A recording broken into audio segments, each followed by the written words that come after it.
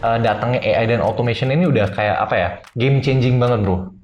Jadi kalau lu nggak belajar tentang content creation, ya lu gimana cara jualannya? Kalau misalnya lu belajar project management, ini bisa banget nih membuat lu naik pangkat jadinya. Kalau lu bisa membuktikan bahwa lu bisa manage dengan baik. Coba lu bayangin, hari ini lu kehilangan pekerjaan. Lu yakin bisa langsung dapat pekerjaan yang baru dalam waktu yang cepat. Kenyataannya di tahun 2025 ini adalah masa yang paling kompetitif dibanding tahun sebelumnya. Bangkitnya AI membuat para pekerja semakin sulit untuk menerapkan standar yang mereka cari. Karena bekerja keras saja saat ini belum cukup. Lu harus punya skill yang benar-benar mumpuni. Kabar baiknya kalau kita sudah mempersiapkan diri, skill ini bisa menjadi kekuatan terbesar untuk kita semua, untuk menjadi yang terdepan. Jadi, skill apa saja sih yang harus kita siapkan? Kita harus bicara.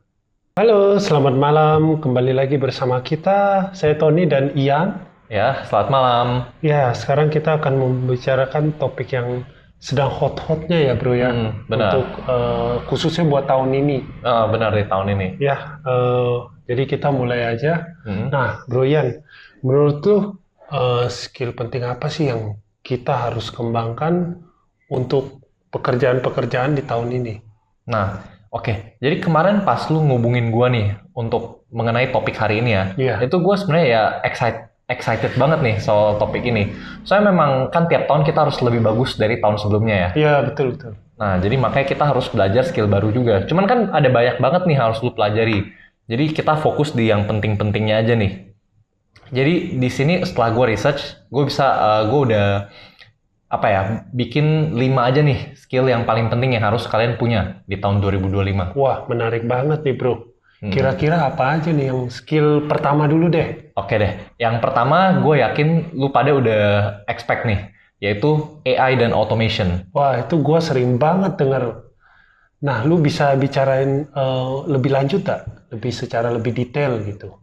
Nah, ini kenapa lu harus belajar mengenai AI dan automation? Ini karena datangnya AI dan automation ini udah kayak apa ya, game changing banget bro. Game changing banget. Jadi ini sama kayak dulu kita nemuin cocok tanam. Itu kan berubah dari gaya hidup kita yang dulunya harus berburu, mencari-cari. Ini bisa jadi nggak dapat makan. Iya. Nah, dengan adanya cocok tanam, itu bisa berubah gaya hidup kita. Nah, terus dari menuin mesin uap juga. Akhirnya industri kita, pabrik-pabrik, itu kan berubah cara kita memproduksi barang. Iya. Nah, sama. Gua rasa AI ini juga bakal mengubah cara kita hidup ke depannya. Kok bisa sepenting itu sih bro? Ya jadi sama aja bro, kayak kalau lu nggak belajar AI, itu sama aja kayak, ya gini loh, AI ini anggapannya kayak mobil bro. Iya. Mobil. Jadi kalau lu pakai AI dengan benar, lu bakal bisa jalan lebih kenceng dari yang lainnya. Nah, kalau misalnya lu kekeh aja nggak mau belajar pakai AI, itu sama aja kayak yang lain naik mobil, lu jalan kaki. Yang artinya ya pasti lu ketinggalan. Gitu. Iya. Nah, terus coba teman-teman sambil pikirin juga deh, ada nggak hal di kerjaan kalian yang bisa kalian tingkatkan dengan AI? Gue yakin pasti ada nih. Nanti coba komen di kolom komentar ya, biar kita bisa sharing-sharing dan berkembang bareng juga. Wah, menarik banget ya pembicaraan kita terhadap AI ini. Nah, iya bro. Jadi kayak, tapi ada satu hal yang gue sayangkan ya. Banyak orang-orang sekarang pakai AI itu nggak maksimal bro. Maksudnya gimana tuh? Kayak contohnya adik gue aja deh. Adik gue sekarang kan masih kuliah nih. Dia kuliahnya programming. Jadi dia itu banyak nih ketemu masalah. Biasanya dia langsung ke ChatGPT. Dia langsung ketik di sana masalahnya apa. Kayak misalnya coding apa. Gimana cara menyelesaikan masalah ini. Langsung jawabannya keluar bro. Wih, menarik banget ya. Dan jawabannya memang benar. Nah, cuman begitu gue lihat dia cara pakai AI-nya kayak gitu. Gue rasa ini salah banget sih. Kenapa bisa gitu? Salah bangetnya itu, jadi AI-nya dia pakai cuman sebatas kayak search engine aja jadinya bro. Kayak gitu kan Google juga bisa. Iya, betul juga ya. Nah kalau AI itu di sini, gue rasa potensinya jauh lebih banyak bro. Apa yang membedakan sama Google nih bro? Nah, jadi kalau lu pakai kayak caranya kayak tadi ya, cuman sekedar lu ada masalah, Lu tanya aja, emang jawabannya keluar dan jawabannya memang biasanya benar. Cuman kalau kayak gitu ya sama aja kayak lu pakai mobil, ya lu masih di gigi satu doang bro. Iya. Lu masih belum naik gigi lain-lainnya gitu loh. Masih banyak fitur-fitur yang belum lu pakai. Nah yang paling sering gue pakai itu biasanya gini loh. Dia udah ngasih jawaban. Nah itu lu harus tekan lagi AI itu. Lu harus tekan lagi. Oke, jawabannya bagus. Tapi coba dong lu tanya ke AI. Jadi lu minta dia tunjukkan mana poin yang poin paling lemah atau kelemahannya dari jawaban tadi. Iya. Nah biasanya kalau lu nanya gitu, AI-nya langsung ngomong, oh ya, kalau lu nanya gitu, ini yang kelemahannya di sini nih. Nah terus lu nanya lagi, kalau gitu gimana cara tingkatkan kelemahan itu? Nah itu di sana jadi lu bisa tekan AI itu terus menerus sampai bener-bener jawabannya itu udah bagus banget gitu loh bro. Wah, menarik banget. Berarti dalam pakai AI juga, contohnya seperti ChatGPT gitu. Betul. Itu kita harus benar-benar pertanyaannya harus detail dan setelah dijelasin pun kita harus memang tanya secara spesifik juga ya. Betul. Jadi lu harus tekan terus tuh AI-nya. Lu harus tekan terus, minta dia jawaban yang lebih bagus lagi dan lebih bagus lagi. Jadi akhirnya lu bisa mendapatkan hasil yang benar-benar bagus gitu loh. Bukan hasil yang pas-pasan aja di gigi satu gitu loh. Iya, iya, iya. Jadi selain cara pakai ChatGPT tadi, itu juga masih banyak nih yang belum kepake sebenarnya, yang belum dieksplor. Kayak contohnya sekarang AI kan bisa munculin gambar juga, munculin video. Itu kan bisa dieksplor banget nih sama orang-orang di berbagai bisnis. Kayak misalnya ya yang bagian marketing nih, kayak dia butuh materi apa, dia bisa langsung keluarinnya di AI gitu. Jadi nggak usah nunggu minta orang desainer buatin gitu loh. Itu kan bisa hemat waktu jauh lebih banyak. Wah, keren banget ya bro. Jadi AI itu bisa benar-benar bisa menunjang segala jenis pekerjaan. Betul. Jadi mau kerjaan apa aja, gue yakin pasti bisa ditingkatkan dengan AI. Kalau lu nggak nemu, berarti lu belum nyari cukup keras aja. Harus lu cari lagi caranya. Iya, iya, iya. Apa ada nih bro, kerjaan yang bisa dibuat otomatis lebih efisien dengan AI ini? Nah, pastinya ada bro. Jadi kayak contohnya aja nih, kan ada kerjaan-kerjaan yang tiap hari harus lu lakukan. Iya. Kan?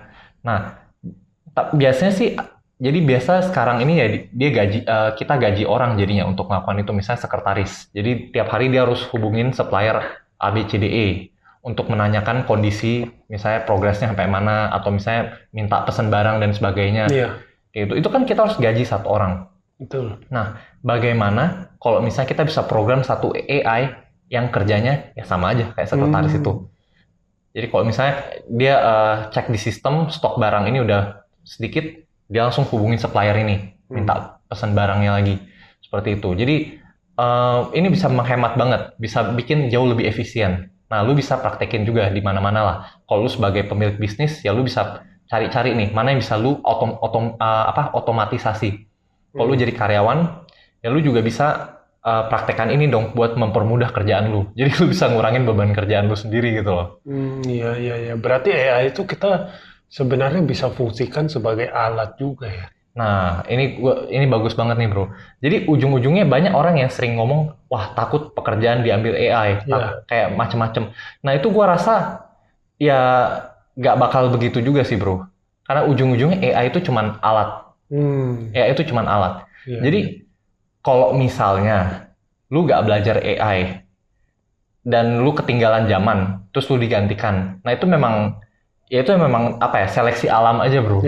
Itu memang seleksi alam karena lu nggak mau belajar, lu nggak mau berkembang, ya lu ketinggalan dan lu digantikan. Itu benar. Tapi gue yakin kalau misalnya lu belajar tentang AI, lu ngembangin skill lu malah bisa jadikan ini sebagai kesempatan ya buat berkembang jadi nomor 1 gitu loh. Jadi lebih bagus lagi dari yang sebelumnya. Oke, teman-teman. Jadi AI ini memang bagus banget ya buat kalian yang belum mengerti sama sekali tentang AI. Sebaiknya kalian pelajari sekarang karena AI ini semakin lama semakin berkembang dan ini akan menjadi kekuatan bagi kita kalau kita bisa pakai AI secara maksimal ya. Nah, oke bro. Sekarang kita akan lanjut ke poin kedua itu apa bro? Nah, yang kedua ini, yang menurut tadi kan kita soal fokus ke tren masa depan, itu AI. kalau kedua, gue rasa yang sekarang yang paling penting lo harus pelajarin content creation. Wah, menarik banget. Apa? Kenapa itu harus content creation? Jadi gini aja lah bro, lu bayangin aja sekarang, lu bisa nggak hidup 1 hari tanpa konten? Untuk zaman sekarang sih udah nggak bisa, nggak bakal bisa, bro. Nggak bakal bisa kan? Iya. Nah makanya biasa lu pagi-pagi juga lu pasti ada dong liatin konten. Misalnya apa? Lu nonton YouTube atau baca apa gitu? Banyakan sih Instagram, TikTok. Nah ya itu kan sudah konten semua isinya kan? Itu kan udah betul. ini. Jadi emang sekarang ini kita trennya udah mulai bergeser nih.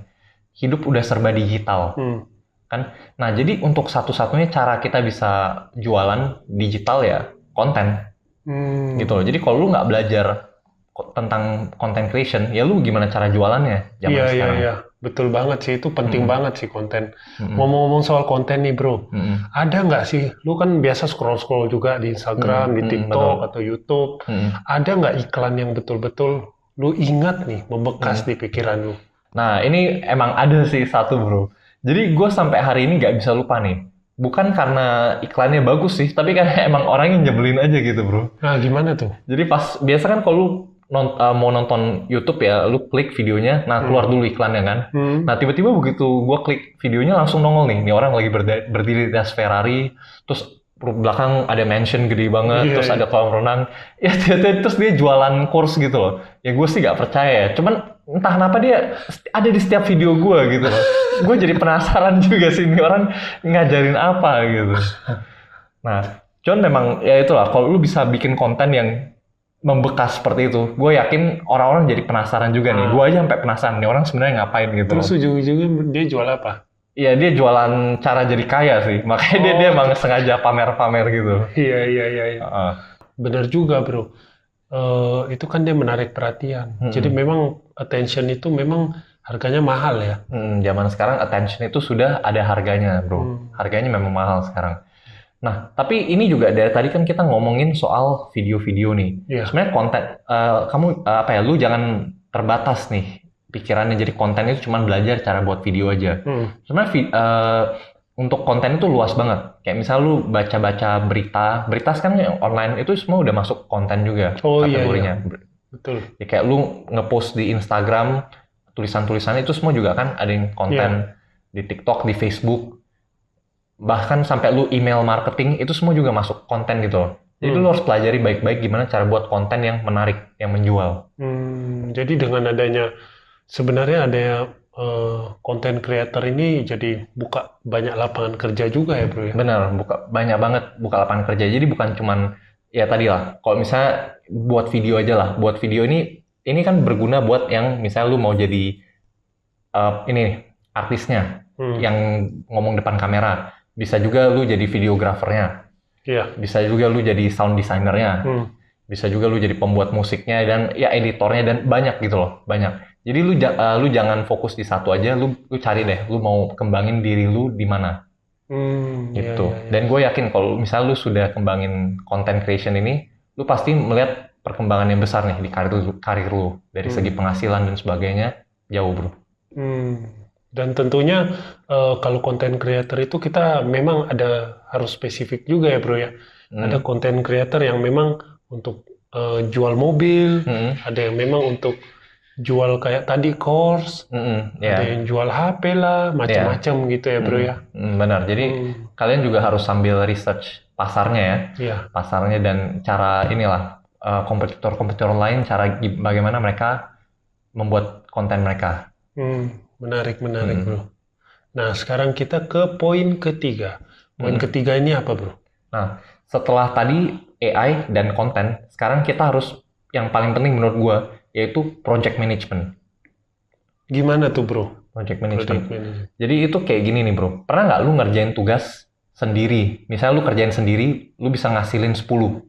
Ya. Terus tiba-tiba kan lu butuh 40 nih. Jadi lu mikir kayak gini, oh gampang nih, tinggal panggil 4 orang, hasilnya 40. Hasilnya sama ya? Nah, tapi ternyata ujung-ujungnya kayak gimana bro? Biasa kalau lu kerja rame-rame, hasilnya nggak sesuai ekspektasi ya bro? Iya, malah kadang-kadang kalau lu kerja rame-rame, malah hasilnya berkurang gitu loh. Iya. Tapi bukan berarti matematikanya salah. Yang salah itu skill project management lu. Jadi kalau misalnya ke depan, ini kan kita mau bisnis kita semakin besar ya, karir kita semakin besar. Otomatis kalau sudah besar, berarti untuk project-project yang kita handle itu ya semakin besar juga. Jadi kalau misalnya projectnya cuma sehari selesai ya kan gampang. Kan step-stepnya sedikit. Cuman kalau project besar itu bisa jadi ya 6 bulan, 1 tahun, 3 tahun, bahkan ada yang 10 tahun juga tergantung besar projectnya kan. Nah, kalau sudah jangka waktunya sepanjang itu, stepnya juga bukan cuma 1-2 step aja, itu udah ribuan step juga kan. Wah, kalau udah sebesar itu. Jadi gimana caranya lu bisa ngatur biar sesuai deadline dan sesuai ekspektasi nih hasilnya. Itu lu harus atur dengan skill project management lu. Terutama kalau lu udah project besar juga orangnya kan banyak nih. Lu harus tahu nih orang efektif taruhnya di mana. Kalau lu sampai salah taruh orang ya kayak tadi jadinya. Udah kerja berempat hasilnya malah lebih sedikit.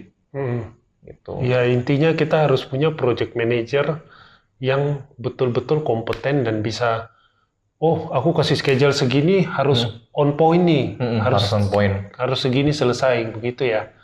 Betul. Jadi kalau misalnya project manager lu nggak beres, ya pasti gue yakin kerjaannya nggak beres. Dan ini juga skill ini berguna bagi bos dan karyawan juga. Jadi contohnya kalau bos ya jelas. Kan dia bisa manage, dia punya karyawan lebih bagus nih. Dia bisa assign orangnya dengan pas, terus set deadline-nya juga bagus, atur beban kerja dan sebagainya. Itu pasti project-nya lancar. Kalau misalnya bosnya ngerti mengenai project management. Nah, tapi kalau dari segi karyawan, ngapain belajar project management? Nah, ini harus lu mikir lagi nih. Kalau apa yang membedakan karyawan dengan supervisor? Kalau supervisor itu dia membawahi banyak karyawan. Ya dia karyawan juga, cuman dia punya banyak tim. Kalau karyawan biasa kan ya cuman lingkupnya lebih kecil lagi. Nah, betul bro. Jadi gua rasa gini loh, kalau misalnya lu sales nih, kan apa bedanya sales dan sales supervisor? Jadi mungkin skill salesnya ya kurang lebih lah. Nah, cuman yang beda itu sales supervisor, dia bisa ngatur orang-orang di bawahnya. Nah, jadi kalau misalnya lu belajar project management, ini bisa banget nih membuat lu naik pangkat jadinya. Kalau lu bisa membuktikan bahwa lu bisa manage dengan baik. Ini kesempatan untuk lu bisa raih posisi lebih tinggi jadinya. Wah, ini keren banget, bro. Terus dari sisi problem solving juga pastinya terasa ya kalau kita membawahi banyak karyawan ya. Nah, betul juga. Jadi kalau misalnya lu belajar project management itu juga otomatis lu belajar mengenai problem solving. Gimana caranya lu itulah pakai orang-orang di bawah lu untuk menyelesaikan masalah dengan tepat. Seperti itu. Oke. Kalau gitu kita lanjut ke yang keempat. Poin keempat itu apa, bro? Oke. Jadi yang tadi itu setelah poin kita ngomongin AI, content creation, terus yang terakhir kan project management. Sekarang kita ngomongin yang menurut gue nggak kalah penting, yaitu financial literacy. Wah, ini menarik banget. Kira-kira gimana pendapat lu? Jadi dari tadi kan kita ngomongin soal cuan aja bro. Kan jadi kita kalau lu belajar skill tadi dijamin penghasilan lu meningkat. Nah cuman kalau lu cuman fokus buat ya dapetin uang lebih banyak aja, itu hati-hati bro. Karena ternyata lu pulang, lu ngecek rekening lu, kok nggak ada duitnya. Iya. Itu banyak orang, terjadi di banyak orang sih bro. Kan? Iya. Jadi jangan sampai lu udah kerja susah payah dapetin uang sampai ratusan juta bahkan miliaran, tapi kalau lu manage finance-nya nggak bener, ya itu kayak ember lu bocor bro. Lu mau isi sebanyak apapun, ya ngilang sudah semuanya. Betul. Jadi pertama lu harus belajar mengenai budgeting. Budgeting ini jadi kayak semua uang yang lu dapet, ya lu harus ada targetnya dong. Target kayak pengeluarannya berapa. Jadi jangan seenaknya aja nih, lu keluarin begitu terima berapa langsung keluarin aja semuanya. Gitu. Nah terus selain budgeting kan lu memastikan nih uang yang masuk itu nggak bocor, nggak hilang tanpa jejak. Itu selain itu yang penting juga lu belajar mengenai investing. Wah ini menarik banget. Jadi budgeting dan investing. Betul. Ini dua poin yang saling berhubungan erat ya bro? Saling berhubungan erat. Jadi kan tadi budgeting, uangnya masuk, nggak hilang. Nah, kalau investing, lu bagaimana uang yang masuk itu bisa menghasilkan uang lagi. Jadi uang bekerja menghasilkan uang. Seperti itu. Ya lu belajar, ya ini lah, lu invest di saham lah, di properti mungkin, atau mungkin di kripto. Ya. Wah, itu Ya, lagi hot-hot banget ya bro lagi ya. hot banget. Cuman pokoknya semua jenis investasi lu harus, gua nggak bisa tekankan lagi, pokoknya lu harus cek lagi. Karena semua investasi itu ada risikonya. Jadi lu harus ukur ya, mana yang cocok untuk target finansial lu. Menurut lu nih bro, kira-kira kalau kita investment nih, ngomongin investment dan budgeting, kira-kira kita perlu siapin planning nggak atau misalnya target? Nah ya pastinya dong bro, kalau lu nggak tentuin target ya nggak ada yang tercapai Iya. pastinya. Ya pastinya kan. Jadi lu mulai dari sekarang, tiap kali lu terima duit, lu juga harus ada plannya udah. Ini mana yang lu mau budgetin buat pengeluaran, mana yang buat investing, dan investingnya mau kemana aja. Itu pokoknya investingnya berapa, terus target uangnya sudah mau jadi berapa di tahun berapa, itu semuanya udah lu planning gitu. Jadi memang kita perencanaan harus betul-betul detail ya. Harus betul-betul detail. Mengenai uang ini ya. Betul. Menarik banget nih. Kita ke poin kelima sekarang apa bro? Nah, untuk skill terakhir yang harus dipelajari di tahun ini, yaitu skill sales.